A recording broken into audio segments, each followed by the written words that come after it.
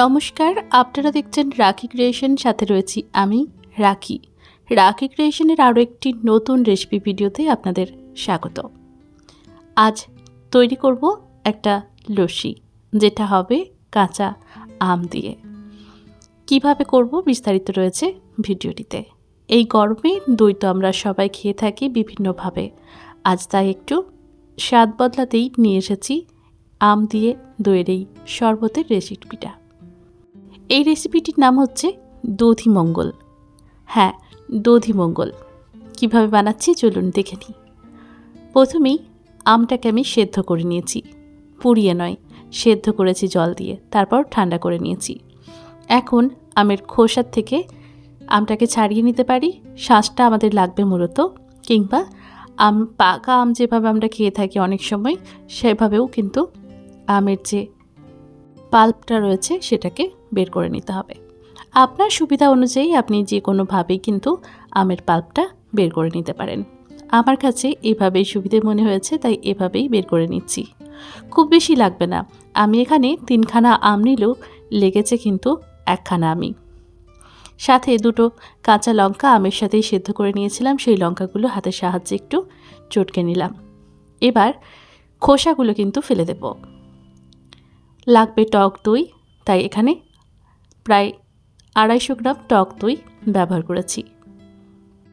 আর লাগবে স্বাদটাকে ব্যালেন্স করার জন্য মিষ্টি, আর এই মিষ্টির ব্যবহারের জন্য আমি এখানে নিয়েছি চিনি। চিনিটাকে অবশ্যই গুঁড়ো করে নিতে হবে, কিংবা গোটা চিনি নিলেও সময় লাগবে অবশ্য। দইটার মধ্যে আমি প্রথমে একটু জল দিয়ে নেব। কতটা পরিমাণে আমার শরবতটা লাগবে সেই অনুযায়ী জল দিয়ে নিতে হবে, আর তাহলেই পরিমাপটা বোঝা যাবে যে কতটা লবণ কতটা চিনি এর মধ্যে দিতে হবে। আম যেমন টক হবে আপনার, সেই অনুযায়ী কিন্তু মিষ্টির পরিমাণটা বাড়বে। এক্ষেত্রে চিনি যদি খেতে বারণ থাকে বা না খান, তাহলে সেক্ষেত্রে গুড়ের ব্যবহার করা যেতে পারে, মিছরির ব্যবহার করা যেতে পারে, বা মধুও ব্যবহার করতে পারেন। যেটা আপনার সুবিধে মনে হয় সেটি কিন্তু ব্যবহার করবেন। দিয়ে দিলাম 1 গ্লাস মতো জল, আর তারপর দিয়ে দিলাম চিনি। চিনিটাকে আমি গুঁড়ো করে রেখেছিলাম, সেই চিনিটাই দিয়ে দিলাম। সাথে দিয়ে দিলাম বিট লবণ। এবার আর তো তেমন কিছু দেওয়ার নেই, না আর কিছু দেওয়ার নেই। এবার এটাকে ভালোভাবে একটু ফেটিয়ে নিতে হবে, যাতে কোনো রকম লাম্পস না থাকে। আম এবং দই ভালোভাবে এভাবেই ঘোলের মতো করে তৈরি করে নিতে হবে। চাইলে এটা ব্লেন্ডারে ব্লেন্ড করে নিতে পারেন, সেক্ষেত্রেও কিন্তু সুবিধে হয়। তবে আমার কাছে এটাই সবথেকে বেশি সুবিধে, তাই এভাবেই এটাকে মিশিয়ে নিলাম। ব্যাস, আমাদের এখানে কাজ কিন্তু শেষ হয়ে গেছে। এখন শুধু এটাকে পরিবেশনের অপেক্ষা। এবার এটা সুন্দর করে পরিবেশন করে ফেলুন। আমি এখানে একটা মাটির গ্লাস নিয়ে তারপর এটাকে পরিবেশন করব। ঠান্ডা ঠান্ডা দইয়ের লস্যি, দইয়ের ঘোল কিংবা এই দধিমঙ্গলের রেসিপি কিন্তু ভীষণই ভালো লাগে। ঠান্ডা করেও এটা পরিবেশন করতে পারেন, কিংবা এই অবস্থাতেও এটা পরিবেশন করা যেতে পারে। সাথে একটু বরফ দিয়েও পরিবেশন করতে পারেন।